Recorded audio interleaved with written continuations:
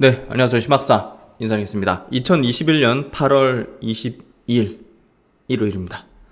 다음 주를 준비해보는 시간, 다음 주 전략 시간인데요. 어제는 이제 토요 강좌 시간을 쉬었습니다. 제가 시장에 대한 분석과 이제 향후 이제 대응 전략에 대한 조금 깊이 있는 생각을 하기 위해서, 그리고 지금 뭐 종목이나 업종에 대해서 뭐 이렇게 분석하는 것보다는 시장 분석하는 게 더 중요하다고 생각하기 때문에 그렇게 좀 결정을 했었고요. 개인적으로도 좀 골똘히 시장에 대해서 좀 정리하고 분석하고 또 종목에 대한 관점도 한번 골똘히 생각을 해봤습니다. 뭔가 좀 개인적으로는 좀 휴식을 취한 느낌이기도 한데요. 제가 이제 유튜브를 운영하면서 또 조금 항상 주의를 하는 부분이 뭐냐면요. 이걸 일로서 하지 않겠다는 거예요. 일로서 하게 되면 너무 의무적으로 뭔가를 쫙 얘기한다든지, 뭐 의무적으로 올려야 된다든지, 뭐 그런 어떤 부분 되거든요. 제가 이제 뭐 매일마다 이제 복귀 영상 올리는 거는 이거는 이제 해야 돼요. 제 자신을 위해서도 해야 되고, 그리고 여러 이제 도움이 될 수 있는 부분에 있어서도 그렇고, 이거는 의무적으로 막 매일마다 올려야겠다 하면서 막 일적으로 막 그런 관점을 하는 게 아니라 기본적으로 이거는 해야 된다는 거예요. 그래야지 이 주식시장을 계속 따라갈 수 있고, 조그마한 어떤 미세한 변화도 어느 순간 발견할 수 있고, 그래서 가장 기본이면서 저는 핵심이라고 생각을 하고 있기 때문에 하는 거고, 유도리 있게 좀 하려고 해요. 일같이 않게. 그래서 이 주식을 분석하고 투자하고 하는 거를 일로서 하게 되는 순간, 다소 좀 저는 잘못된 방향으로 갈 수 있다는 생각을 해요. 그래서 그런 부분에서 항상 좀 유동이 있게 하려고 생각을 하고 있고요. 뭐 의무적으로 올리겠다 이런 생각 가지면서 하지 않고 있다는 거를 생각하시면 될 것 같습니다. 어쨌든 1월마다는요, 다음 주를 준비하는 그런 어떤 생각들을 가지면서 또 월요일 장을 또 맞이해야 된다고 생각하는데요. 이번 약세장에 대한 어떤 주의사항에 대해서 한번 정리를 해봤어요. 이게 이제 곧 이 장에 대한 정의이자, 그리고 우리가 어떻게 대응을 하고, 그럼 내가 갖고 있는 종목을 어떻게 해야 되냐? 향후에는 증시가 나락으로 가느냐? 아니면 다시 갈 거냐? 어떤 업종은 무너질 거냐? 어떤 업종을 갈 거냐?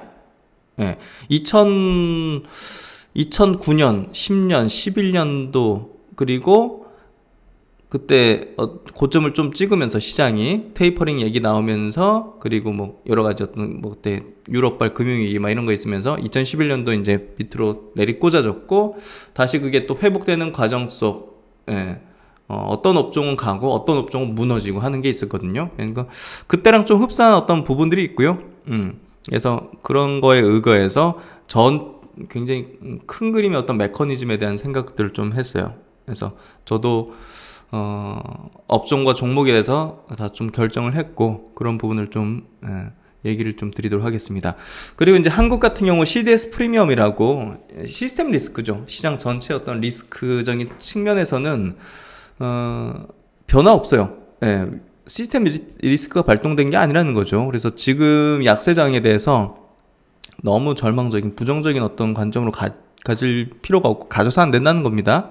그래서 앞으로 이제 증시 전략에 대해서 한번 제 생각들, 의견들을 한번 드리도록 해보겠습니다.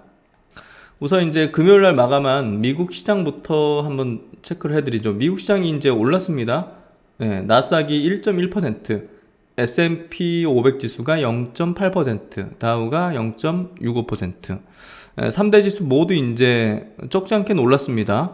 그리고 이제 미국의 이제 주요 기술주, 애플, 뭐 마이크로소프트, 아마존 이런 것들 다 이렇게 올랐죠. 엔비디아가 신고가입니다. 그래서 미국 시장은 굉장히 좀 좋은 어떤 흐름이 유지가 되고 있다. 근데 뭐 특별하게 좋은 어떤 명분이나 이유가 나와가지고 오른 건 아니고요. 조금 기술적인 어떤 상승을 좀 이룬 듯한 그런 모습이에요. 그래서 여기 이제 이건 다우 지수군요. 나스닥. 나스닥을 보면 결국 이제 여기서 한번 여기 좀 닿다가 여기 무너졌잖아요. 121선을. 역시나 이제 미국 증시도 나스닥도 121선이 굉장히 중요할 거예요. 근데 아직은 60일선에서 받쳐주면서 이러고 있잖아요. 근데 미국 시장에 대해서 좀 주의할 부분은 한국하고 좀 다른 포인트가 있는 거를 꼭 유념하셔야 돼요. 그게 뭐냐면 순식간에 확 내리꽂을 수도 있어요. 왜냐하면 이제 미국 자체가 ETF 시장이 너무나 크고 이거는 그냥 기계적으로 우르르 그냥 나와버리거든요. 패시브적으로. 예. 그러니까 정말 뭐랄까 빠질 때는 팔 기회가 없이 그냥 확 그럴 수도 있는 거거든요. 미국 시장은. 그래서 ETF라는 것 때문에 이제 이렇게 우상향을 한 어떤 수급적인 요인도 됐지만 반대로 생각할 때는 이게 굉장히 퍼포먼스를 하방으로 숨도 못 쉬게 내리꽂을 수도 있다는 그런 리스크는 항상 머릿속에 두고 있어야 된다는 거를 좀 유념해야 된다. ETF라는 거를 이해한다면. 그래서 그런 부분에서 패시브적인 부분이 어마어마하게 크죠. 지금 글로벌 시장에서도 액티브한 것보다. 그건 즉 뭡니까? 기계적으로 고두둑 그냥 연쇄적으로 이제 반응해서 나올 수 있다는 겁니다. 그래서 그 부분 항상 유념해야 되기 때문에 미국 시장에서도 이제 뭐 빅테크 기업들에 대해서는 어느 정도 리스크 관리가 이제 필요하다. 그 얘기를 좀 드리고 싶어요. 그리고 이제 필라델피아 반도체 지수도 0.64% 올랐는데요. 사실 최근에 필라델피아 반도체 지수가 밀리긴 했지만 삼성전자, 하이닉스 같은 그런 마이크론 테크놀로지 같은 그런 과도한 약세 그런 흐름까지 되지 않았거든요. 뭐 그 이유로 이제 줄 수 있는 게 메모리 관련된 종목들이 조금 더 세게 빠졌고 시스템 반도체라든지 이쪽 뭐 퀄컴 같은 기업들이라든지 뭐 엔비디아 같은 뭐 그런 기업은 사실 뭐 나쁘지 않았거든요. 그래서 반도체 섹터 내에서도 차별화돼 있고 그러니까 이제 반도체 전체 위기라든지 아니면 전체 시장의 위기 그것까지는 좀 아직은 좀 아닌 것 같다. 그렇게 좀 해석을 해볼 수 있는 미국의 어떤 모습인데요. 그래도 아까 ETF 관련된 패시브적으로 이제 무너질 수 있는 가능성들은 항상 염두에 둬야 된다. 독일 증시도 이제 뭐 좋은 흐름 계속 이어가는 것 같아요. 그래서 우리나라나 이제 뭐 대만이나 아시아 증시가 조금 많이 밀렸는데요. 그게 이제 선제적으로 좀 밀리는 건지, 신흥국이 좀 세게 조정받으면서 다시 올라오는 국면이 될지 좀 보면 이제 알 수 있을 것 같은데요. 어쨌든 너무 부정적으로까지 바라볼 필요는 없다는 얘기를 좀 드리고 싶어요. 그리고 이제 한국 시장입니다. 코스피 지수 차트 흐름은 제가 이제 여기까지는 좀 열어두는 식으로 좀 봐야 되는 게 낫겠다. 여기 이렇게 올라올 거지만 요것도 이제 뭐 이런 식으로 되다가 이런 식으로 지지를 받으면서 이런 형식이 좀 될 가능성이 확률이 제일 높고요. 아니면 뭐 정말 이거를 뭐 단기적으로 이렇게 살짝 확 깼다가 V자로 확 올려치는 형태가 된다든지 여기서 나락으로 가는 흐름이 전개될 거로 보지는 않습니다. 개인적으로는.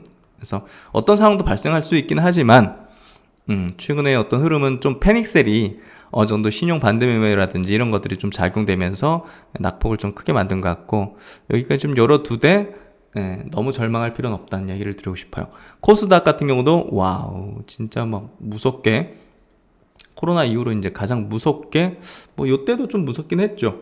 9월달 다소 좀 고점 형성하고 이렇게 빠지고 다시 반등 났다가 다시 이렇게 빠지면서 이때 당시에도 이제 121선을 깼잖아요. 작년 10월달에 이때도 이제 그때 제가 여러분과 함께 멘탈을 이렇게 다지기 위해서 좀 같이 의기투합을 했었던 그런 기억이 생생히 나네요. 셀트리온 그룹주도 이때 막 엄청나게 하방으로 내리꽂혔잖아요.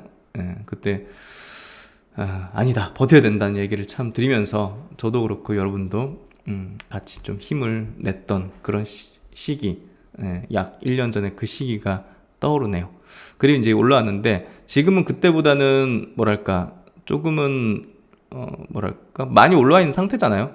그렇기 때문에 부담이 좀 있는 구간이고 이렇게 위에서 조금 치고 달리지 못하는 흐름이 전개됐기 때문에 조금은 위험스러운 어떤 상황 고점에 대한 약간 시그널들이 좀 있었다는 얘기를 드렸고 이때랑은 좀 다르기 때문에 리스크 관리가 분명하게 필요하다. 이때는 기회로 봐야 되겠지만 이때는 조금은 리스크 관리가 필요하다. 뭐 주식을 전부 팔거나 이러기보다는 저도 뭐 주식 다 팔진 않았죠, 당연히.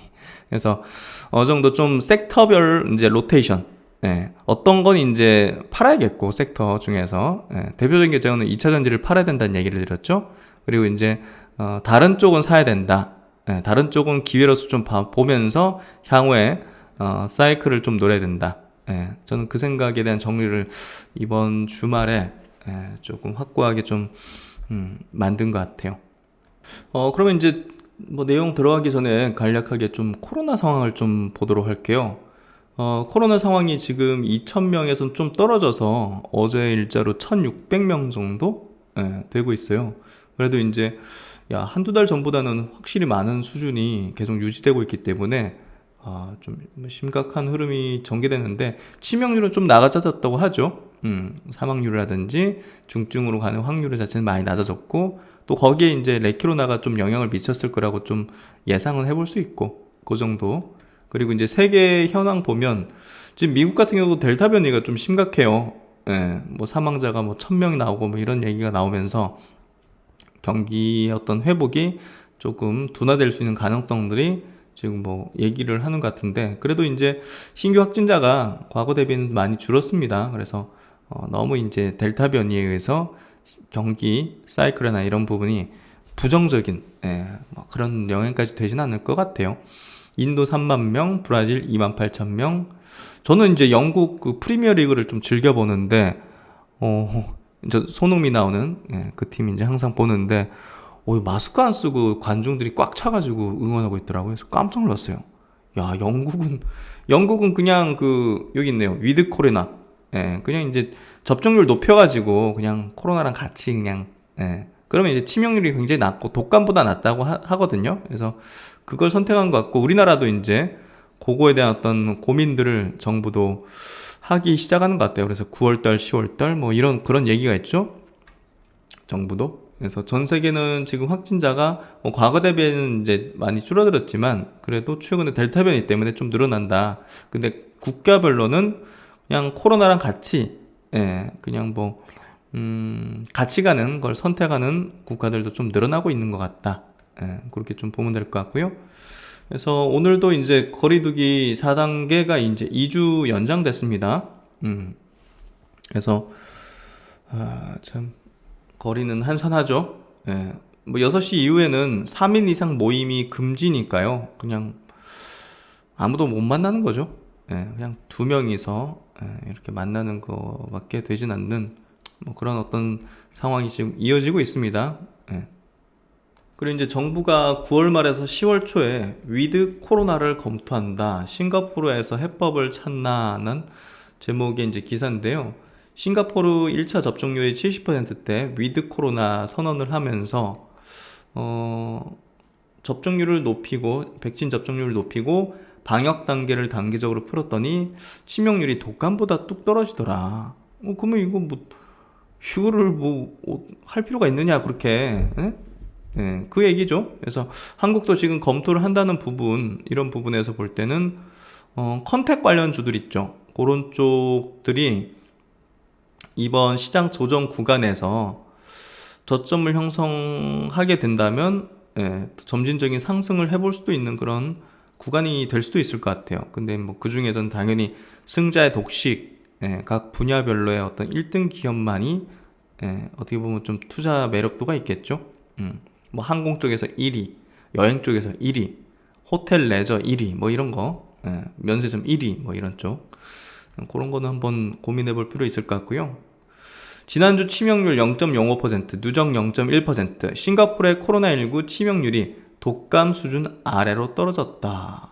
그래서 위드 코로나를 천명하면서 코로나 바이러스를 독감처럼 일상으로 받아들이는 쪽으로 원칙을 이제 전환하는 방역 관리 중심을 확진자에서 중증 치명률 쪽으로 전환하기로 한 것이다. 그래서 위드 코로나를 선언하게 되면 이 치료가 중요해지는 부분이 되다 보니까 치료제의 중요도가 좀 높아질 가능성이 있죠. 그래서 셀트론의 이제 레키로나에 대한 부분이 조금 이 부분과 맞물려서 조금 더 부각될 가능성이 좀 있지 않을까 하는 생각이 듭니다. 그래서 이제 이런 싱가포르의 행보가 좀 본보기가 되면서 국내의 본격적인 방역 완화는 2차 접종률 70%가 넘는 올 연말이나 내년 초쯤이 될 가능성이 높다는 이런 분석들이 좀 나오기 시작하니까요. 이 부분 컨택 관련된 기업들에 대한 부분, 경기가 또 이제 또 좋아질 수 있는 부분으로 좀 연결될 수도 있겠죠. 그럼 이제 시장 얘기로 좀 들어가서요. 일단 환율부터 한번 짚어보도록 할게요. 원달러 환율이 최근에 점진적으로 이게 올라왔는데요. 이게 시장의 어떤 리스크적인 측면보다는 외국인의 매도에 의해서 이렇게 좀 올라가는 측면이 좀 컸다고 좀 보여지거든요. 그래서 환율도 좀 정상화된다는 흐름으로 좀 봐야 될 것 같아요. 보시면 이제 환율, 원달러 환율의 주간 차트입니다. 그래서 코로나 이전이 이제 2019년도잖아요. 요 정도였어요.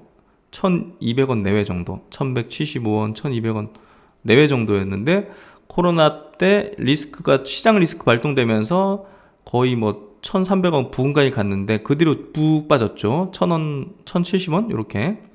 최근에는 코로나 이전 상태로 좀 돌아가는 그런 구간이라 봐야 될 것 같아요. 이게 어떤 시스템 리스크, 막 금융 리스크, 큰 리스크 발동, 크라이시스가 아니라 정상화되는 부분인 것 같다. 그리고 외국인의 매도가 최근에 많고, 또 삼성전자 이번에 빙기 배당 나왔죠. 그러면서 본국 송금이라든지 이런 것들이 좀 작용된 게 아닌가 하는 생각이 듭니다. 그래서 관련 내용들 정리해보면, 시장이 시스템 리스크를 발동하면 원달러 확률이 급등하면서 외국인의 대량 매도가 발생되는데요. 신흥국 시장에서 이탈하고 안전자나 선호 현상이죠.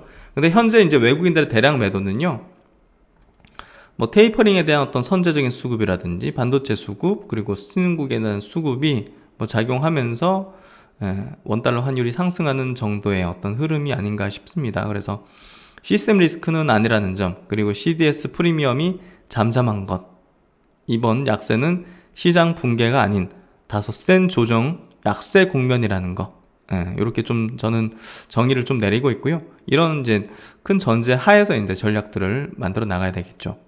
그래서 이제 한국의 CDS 프리미엄이 외국인의 엑소더스에도 이제 안정세다.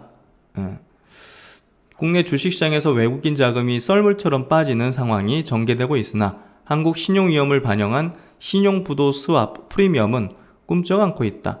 삼성전자와 SK하이닉스 등 주요 반도체 종목에 대한 외국인의 수익 실현의 문제일 뿐 국가 펀더멘털과 연관성이 부족하다는 게 이유로 꼽힌다. 그러니까 국가적인 리스크는, 펀더멘털 리스크는 발동된 게 아니거든요. 그래서 역대 최저 수준을 계속 유지하고 있다는 거. CDS 프리미엄은요, 채권 부도 시에 이제 원금 회수를 보장하는 대가, 부도 이제 이런 어떤 부도 위험에 대한 일종의 보험료 성격이라고 보시면 될 것 같아요. 그래서 국가적인 리스크에 이게 급등하는 그런 경향을 보이고요. 어쨌든 이게 최저 수준에서 안정화된 흐름을 계속 유지하고 있다는 거, 이런 부분에서 볼 때는 결국은 이번 시장의 약세 흐름, 원달러 환율의 상승 자체는 어떤 국가 펀더멘털적인 부분, 시스템 리스크적인 부분은 아니다. 그렇게 좀 해석해야 되고, 이 조정은 붕괴의 어떤 시그널적인 측면으로 가는 게 아니라 조금 과거 대비해서 좀 센 조정이다. 이렇게 정의를 내리는 게 저는 맞을 거라고 생각해요. 그래서 결국 이제 시장 리스크가 발동됐다면 외국인 입장에서는 주식이든 채권이든 싹 다 팔고 이제 그냥 나가는데, 채권 시장에는 외국인 자금이 유입되고 있어요. 지난달만 해도 이제 55억 불, 거의 6조 수준이 들어왔죠. 7개월 연속 순유입. 그래서 그런 부분이 결국 정부와 시장에서도 최근 주식 환율 시장 변동성은 국가의 펀더멘털과 관련이 없는 개별 종목에 대한 외국인의 수익 실현 가능성으로 판단을 해보고 있다. 그래서 삼성전자 외국인 비중도 좀 높아져 있었어요. 과거 이제 평균적으로 볼 때 55.68% 높아져 있는 상태예요. 그래서 이게 이제 51%로 줄었다. 그래서 그런 정도. 삼성전자 하이닉스에 대한 비중에 대한 조절을 좀 한 측면이 좀 크지 않을까. 어느 정도. 그래서 작년 해서 이제 삼성전자 비중이 외국인들이 많이 올라간 상태였기 때문에 그걸 좀 비우는 측면이 좀 컸다. 한국의 CDS 프리미엄 등 국가 신인도와 관계가 큰 관련성이 없어 보인다. 외국인의 이제 수익 실현의 부분. 그래서 그런 부분에서 너무 절망할 필요 없다. 이렇게 좀 보시는 게 필요하고, 이제 좀 기회를 모색할 단계로 접어들고 있다. 저는 그렇게 생각하기 때문에 보다 그 부분에 초점을 두고 있다. 그래서 CDS 프리미엄도 보시면 작년 이제 코로나 때 이렇게 올라갔었는데, 지금은 아니 이게 뭔가 리스크면 이 정도는 올라야죠. 예, 아니잖아요. 그래서 그렇게 좀 보는 게 맞을 것 같습니다. 그래서 이제 하나금융에서도 이런 얘기가 있어요. 단기적으로 과도한 원화 저평가 국면, 국내 CDS 프리미엄은 18bp로 최저 수준을 유지를 하고 있다. 그래서 2000년 3월 50에서 55bp와 2019년 8월달, 요때도 이제 뭐 일본 수출 규제 금지 막 해가지고 막 급등했었거든요. 요때도 30에서 35bp였는데 지금은 18bp라는 거예요. 펀더멘탈 대비 달러 대비 원화 가치는 과도한 저평가 국면으로 지금 진입했다고 판단된다. 그래서 여기서 더 원달러 환율이 치고 위로 올리는 거는 조금 확률상 낮은 그런 흐름일 것이다 하고 좀 예상해 볼 수 있을 것 같습니다. 그리고 이제 매일마다 우리가 시장에 대해서 이제 체크하지만 이렇게 또 길게 이제 나스닥 차트입니다. 나스닥 차트인데 이제 2008년부터 지금까지 했던 이제 궤적 흐름입니다. 보시면 딱 우리가 좀 직관적으로 보더라도 조금은 조정이 나오더라도 나올 수 있는 위치구나. 그게 이제 당연한 거죠. 그래서 주식을 갖고 있는 입장에서는 조정이 안 나오거나 하락이 안 나오길 바라지만 시장의 섭리상, 시장의 원리상 결국 이제 무작정 그냥 직선으로 온 적은 없어요. 당연히. 보시면 올라오다가 또 조정받고 올라오다가 조정받고 이때는 막 무너질 듯이 겁나는 그런 시점이었죠. 당시에 경험하신 분들은 코로나 때문에 그냥 뭐 나락으로 가는 줄 알고 경제가 위축이 아니라 그냥 봉쇄니까 나락으로 가는 줄 알고 했지만 그때 대비해서 7,000포인트에서 14,000, 15,000포인트 2배 이상 이렇게 올라온 지수가 됐단 말이죠. 그러면 이게 이제 이격이 많이 벌려 있잖아요. 이 중장기 이평선을 제가 진하게 이렇게 241, 480일을 진하게 칠해놨지만 여기서 너무 벌려 있잖아요, 지금. 그러면 이게 또 좁혀지면서 또 상단기가 또 횡보하거나 이런 구간이 나와야 이 중장기 이평선이 또 각도를 이루면서 또 만나면서 지지를 받을 수 있는 형태로 가기 때문에 결국 자연스러운 거요. 달도 차면 기울고 그런 것처럼 봄이 가고 여름이 오고 가을 가고 가을이 오고 가을이 가면 겨울이 오고 하는 것처럼 결국은 생리상 조정을 받아도 뭐 이상할 게 없는 구간이 되고 있기 때문에 리스크 관리가 어느 정도 필요한 어떤 시점이라고 좀 보여져요. 그래서 그런 부분들을 항상 염두에 두고 하는 게 필요하다는 얘기를 드리고 싶고요. S&P 500 지수도 마찬가지입니다. 야, 진짜 2008년도 보십시오. 660포인트가 440포인트가 지수가 이렇게 됐다는 거죠.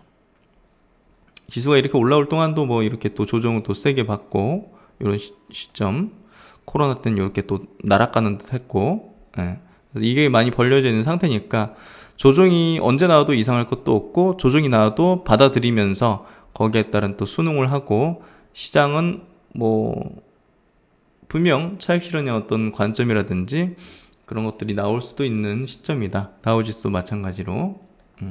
한국이 이제 대만이죠, 이건. 대만도 이제 최근에 이격을 굉장히 벌리면서 많이 올라온 상태에서 이렇게 한 번씩 무너지는 것들이 나온 거는 뭔가 좀 매물이 나왔다든지 힘이 약해진 거거든요.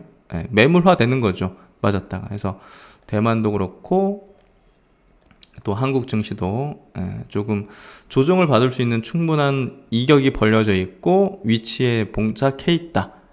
리스크 잘 관리하면서 증시가 뭐 시스템 리스크를 발동한다든지 하는 그런 큰 어떤 리스크는 아니기 때문에 좀 센 조정이 오는 거고 그런 조정이 또 어느 정도 일단락되면 또 시장이 업종별로 차별화되게 어떤 건 또 가기 시작할 거고 어떤 건 굉장히 지지부진하게 움직일 거다.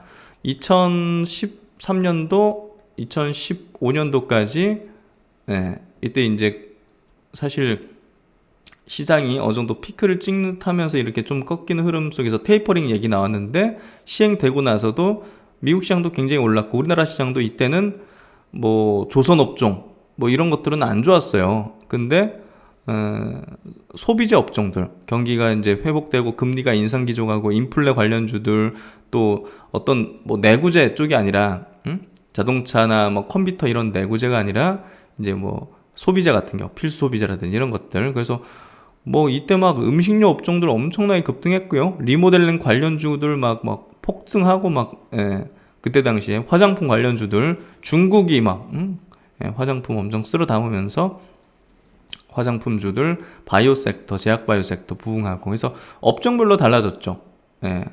2007년도, 2008년도 이제 상승장, 그리고 금융위기 이후 이제 시장을 이끌었던 차화정의 어떤 랠리의 시클리컬한 어떤 그런 기업들은 안 좋아졌고, 주가가 이때는 필수 소비자들이 좋아졌죠. 그래서 그런 기조의 어떤 기업들, 업종들이 이번에 좀 나타나게 될 것 같아요. 이번 조정 뒤에는. 그래서 제가 그런 쪽에 대한 얘기를 최근에 좀 드렸는데요. 그런 걸 좀 준비해 나갈 그런 타이밍이 다가오고 있다고 저는 생각을 하고 있습니다. 그래서 이제 정말 뭐 7, 8년 전하고 비슷하게 흘러가고 있고요. 경제 메커니즘 자체가 그렇게 돌아가는 게 또 반복되는 거니까, 거기에 따른 또 큰 움직임을 보이는 어떤 섹터의 흐름도 참 비슷하게 돌아갈 수 있는 구간으로 가는 것 같아요. 어쨌든 유동성 증가의 어떤 종료 시간이 다가오고 있지 않습니까? 테이퍼링 이제 시점이 다가오면서 거기에 따라서 또 업종별로 달라질 거다. 시장이 무너질 수는 없다. 시장이 무너질 리는 없다. 고점은 찍혔을 수 있지만, 지수 고점은 찍혔을 가능성이 있지만 섹터별로는 다르다. 이렇게 보는 게 저는 맞다고 생각하고요. 그래서 이제 뭐 지금 연준 자산 규모가 8.3조 달러로 미국 GDP 대비해서 36.4%. 그래서 2010년도 1분기 QE1 종료되고 2010년 11월 QE 실행되고 2011년도 2분기 QE 종료, 2012년도 9월 QE3 실행, 그리고 2014년도 자산 매입 규모를 이제 축소했던 테이퍼링을 실행했죠. 그래서 이때 뭐 시장의 충격은 일시적으로 좀 있었지만 시장이 무너지거나 하진 않았죠. 왜냐하면 이제 이 경기가 이제 살아나니까 이런 걸 하는 거지. 그리고 이제 금리 인상을 이제 앞두고서 또 이제 좋아진다는 거니까. 그런 부분에서 좀 취했던 어떤 정책적인 액션이었고, 최근에 연준 같은 경우는 어느 정도 자산 시장의 어떤 약간 버블스러운 부분들, 특히나 이제 미국도 부동산의 어떤 가격 상승이 좀 과도하게 좀 펼쳐지는 부분에 대해서 상당히 좀 우려를 하는 것 같아요. 그래서 연준 측에서도 이제 MBS를 좀 줄여야 된다는 어떤 발언들이 나오면서, 결국 우리나라 같은 경우도 이제 부동산 시장, 자산 시장 중에서도 부동산의 어떤 부분이 좀 우려스럽지만 미국도 마찬가지다. 그런 부분들이 이런 이제 테이퍼링에 대한 얘기를 할 수 있는, 해야 되는 그런 시점으로 좀 다가오는 것 같다. 이렇게 좀 해석하면 될 것 같고요. 또 이제 시장 조정에 대한 얘기를 좀 할 때, 지금 이제 그 델타 변이로 인해서 미국 같은 경우도 사망자 수가 하루에 1000명대를 좀 넘어서면서 경제활동 재개 기대감을 좀 약화시킨 부분도 조금 이제 시장이 좀 그런 거에 좀 영향을 미친 게 아니었을까. 그래서 이제 미국이 이제 이런 거면 사실 여기에 수출하면서 뭐 이렇게 경제가 돌아가는 대표적인 어떤 국가인 한국과 대만의 입장에서 좀 부담이 좀 컸을 거라는 거, 그런 것들이 선제적인 어떤 외국인 매도 수급으로 좀 됐지 않았을까. 그래서 그런 부분으로 좀 볼 수 있을 것 같고, 이게 치명률도 낮고요. 어느 정도 좀 뭐 제 생각은 이건 좀 사그라들지 않을까. 백신 접종률도 높아지는 흐름 속에서 어느 정도 치명률도 낮아지는 흐름 속에서 또 코로나와 이제 같이 공존하려는 그런 정책 선회하는 국가들도 늘어나고 있기 때문에 이 부분은 큰 리스크 발동되긴 좀 어려울 거다, 이렇게 좀 생각됩니다. 그리고 이제 삼성전자, 하이닉스에 대한 어떤 외국인 보유 비율도 굉장히 높아져 있는 상태에서 그걸 좀 평균적으로 좀 줄이는 측면이 아니었을까. 그런 부분도 좀 작용했지 않았을까. 그리고 최근에 좀 줄이면서 2015년 이후로 최저 수준까지 지금 내려와 있는 상황이라는 거. SK하이닉스랑 삼성전자 보유 비율이. 그래서 그런 부분에서 볼 때 요 직선으로 된 게 이제 삼성전자 외국인 보유 비율 평균인데 그 아래로 확 내려와 있죠. SK하이닉스도 마찬가지로 평균이 이제 회색 선인데 그 아래로 확 내려와 있죠. 그래서 어느 정도 최저점에 달아 있다. 통계적으로 볼 때 그런 것들. 그리고 이제 무엇보다 지금 글로벌 증시가 올라온 거는 돈의 힘이었어요. 유동성이 이제 급증하는 과정에서 그게 이제 부동산으로 갔지만 증시로도 상당히 많이 오면서 이게 이제 밀어 올린 건데요. 결국은. 그러면서 그런 것들이 이제 부의 효과를 내면서 또 경기에 대한 부분들, 소비에 대한 부분까지 좀 연결됐던 거고, 그게 이제 자산 증가의 어떤 효과인데요. 경제 효과인데요. 어쨌든 테이퍼링이 시행되는 게 좀 가까워지면 질수록 이 유동성 증가의 정체가 시가총액이 증가하는 기대감도 좀 약화시킬 수 있다는 부분이 선제적으로 시장의 조정을 좀 만들고 있는 포인트가 아닐까. 근데 저는 이게 좀 의미심장한 것 같아요. S&P 500 지수 내에서 테크 섹터 시가총액 비중이 2000년 IT 버블 당시와 이제 비슷한 수준, 거의 한 40% 정도 비슷하다는 게 미국도 빅테크 기업들의 좀 조정이 나올 수 있는 구간이 아닐까 싶거든요. 한국 증시 쪽에서는 삼성전자 비중이 BBIG 시가총액 비중보다 지금 낮아졌네요. BBIG. 그래서 삼성전자의 시대에서 BBIG의 시대로 가는 건가 하는 생각이 좀 드는, 새로운 어떤 영역으로 가는 시대가 되는 건가 하는 생각도 드는 증시 시가총액 비중인 것 같습니다. 그리고 이제 주시장의 붕괴는 매출보다는 ROE 같은 수익성 지표 급락으로 발생되어 왔던 거죠. 결국 이제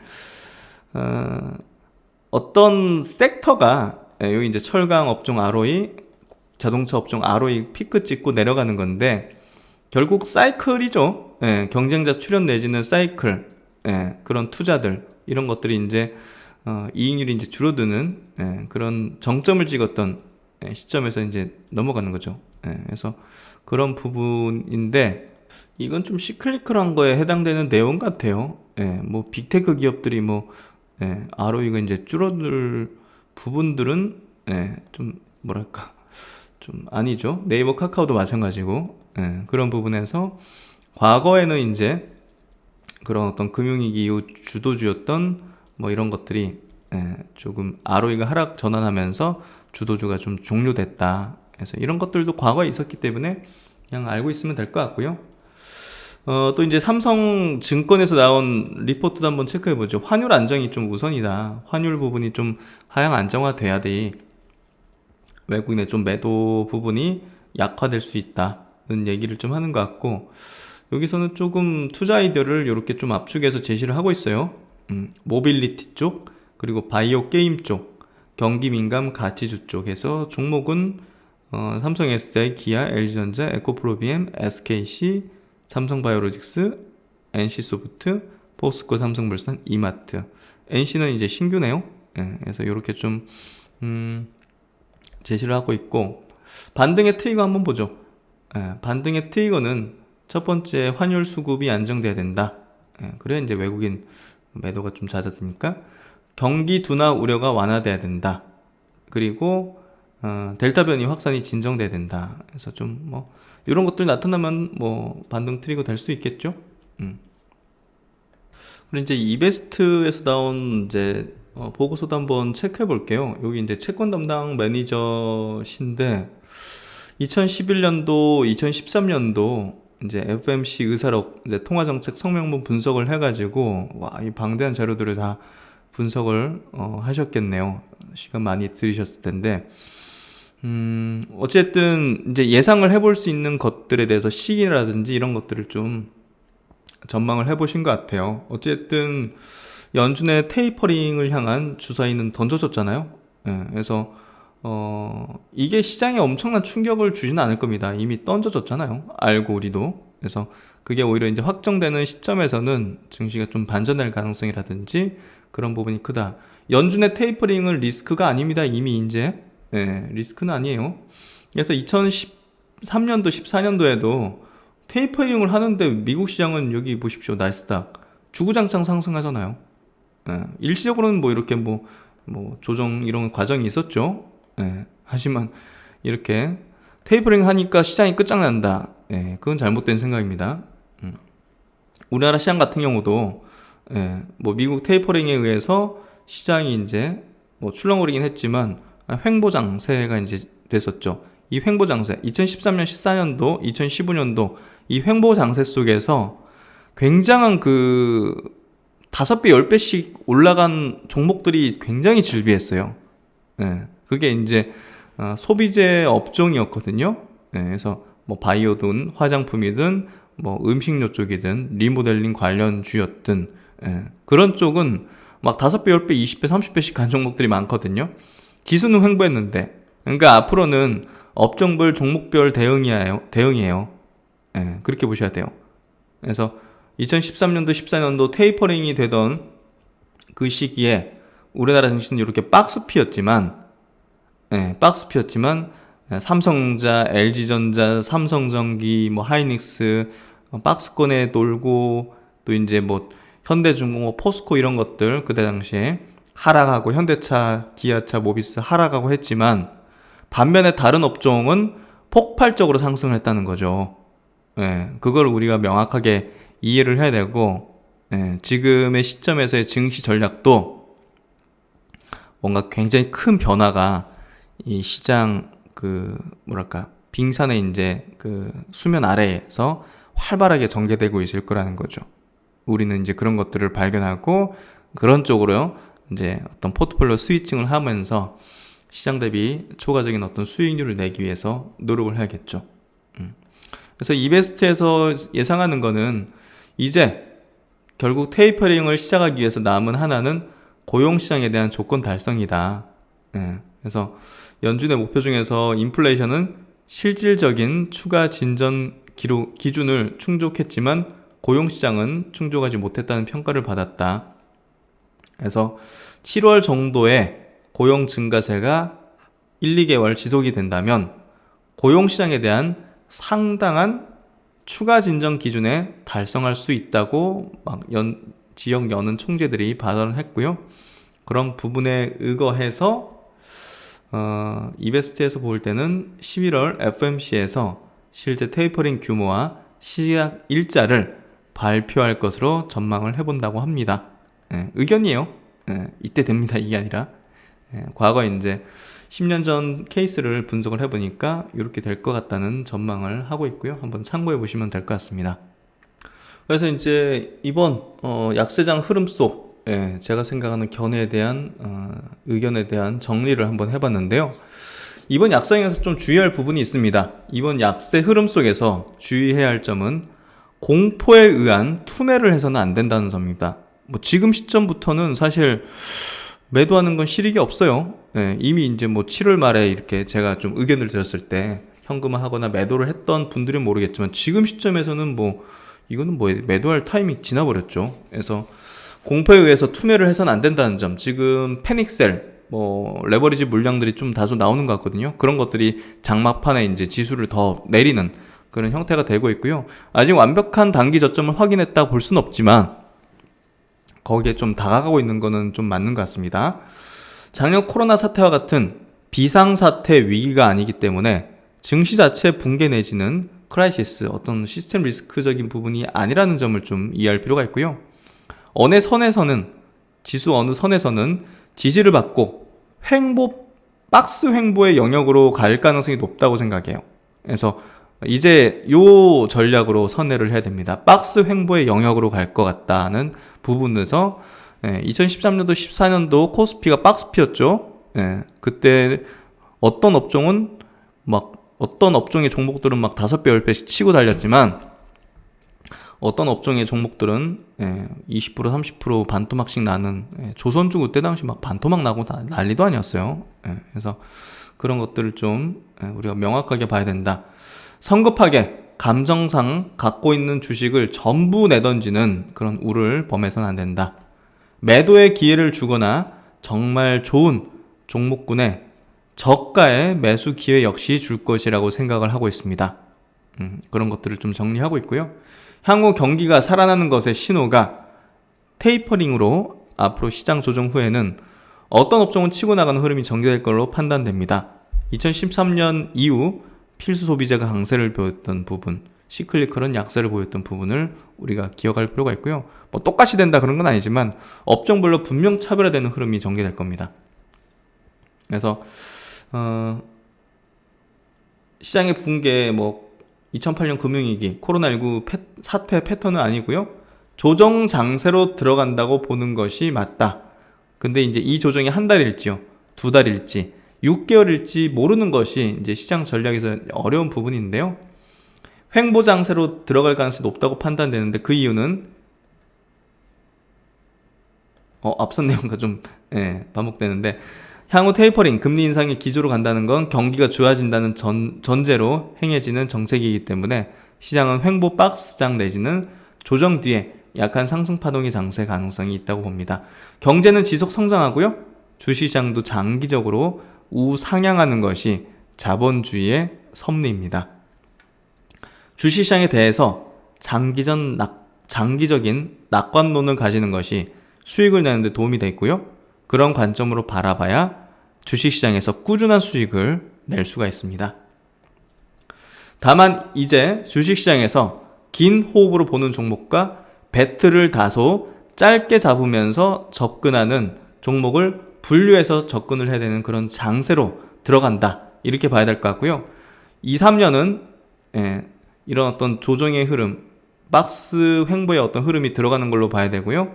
기대하는 수익률도, 주식을 투자하면서 기대하는 수익률 자체도 작년보다는 훨씬 낮추고 적당히 만족하는 관점에서 봐야 됩니다. 작년에는 막 들어가서 두세 배씩 벌려는 마음이, 저도 이제 그랬죠. 근데 지금부터는 그래서는 안 됩니다. 한 20-30% 정도 수익을 내면 만족하는 그런 관점.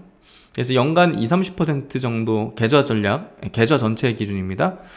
계좌 기준으로 연간 20-30%를 수익을 내겠다는 접근법으로 전략을 세워나가는 것이 앞으로 이제 현명한 장세에 대한 대응 전략이라고 생각을 하고요. 가장 높은 수익률을 낼 수 있는 섹터 전략은 역시나 제약바이오에 포커스를 두고 있습니다. 이 외에는 음식료 업종, 그리고 건설 업종이 사이클상 이 횡보 장세 국면에서 점진적인 우상향할 가능성이 높은 업종으로 판단을 하고 있고요. 인플레이션, 그리고 정책적인 사이클에서 실적이 이제 좋아지게 되는 그런 흐름 속 주가도 좀 우상향할 가능성이 높다고 판단됩니다. 전부 다 그런 것도 아니겠죠. 당연히 종목을 접근은 주의가 필요하다 생각하고요. 보다 이제 구체화된 종목별 전략, 종목별 리스트는 제가 멤버십 통해서 좀 말씀을 드리고자 하고요. 어느 정도 큰 그림은 이번 주말에 조금 개인적으로도 완성을 좀 한 상태고, 그런 것들에 대한 전략을 이제는 좀 기회로서 보기 시작하는 구간으로 이제 다음 주 들어가게 될 것 같다. 그리고 변곡의 가능성도 좀 높아지고 있다고 생각합니다. 그래서 그 부분은 이제 매일마다 제가 복귀를 하면서, 시장 복귀를 하면서 체크를 해야 되고 판단을 해야 되는 부분이지만, 지금부터 너무 절망하는, 너무 부정적으로 바라보면서 오히려 이제 군중과 함께 투매를 하는 그런 액션은 적절치 않다, 이런 얘기를 좀 드리고 싶고요. 그래서 이제 제가 주말 동안 이제 골똘히 생각한 딱 단 한 줄의 결론, 코로나 이후 주도주가 지금부터의 시장을 움직이는 그런 주도주가 아닐 것이다. 그 얘기입니다. 그거에 대한 생각을 좀 하는데 저도 조금 골똘히 정리를 하고 생각했던 것 같고요. 앞으로 다른 시장이 펼쳐질 거라 생각합니다. 그래서 그런 시장에 또 적응하기 위해서는 또 시장을 면밀히 관찰하면서 그 특성을 파악해나가는 게 중요하고요. 수급의 이동과 장세 변동, 장세가 박스 횡보로 가는지, 그런 것들을 좀 봐야 될 것 같습니다. 네, 하여튼 뭐 주말 편히 충전의 기회로 잘 삼으셨길 바라고요. 다음 주 시장에서는 보다 더 시장이 조금 더 변곡을 형성하고 나은, 또 수급적인 부분에서도 전환점을 맞이하는 그런 한 주가 좀 됐으면 하는데요. 그래도 바람과 또 냉철한 또 판단은 또 달리 또 할 수 있겠죠. 네, 다음 주 또 좋은 내용으로 뵙도록 하겠고요. 주말 마무리 잘 하시고 시청해주셔서 감사드립니다. 편안한 밤 되십시오. 감사합니다.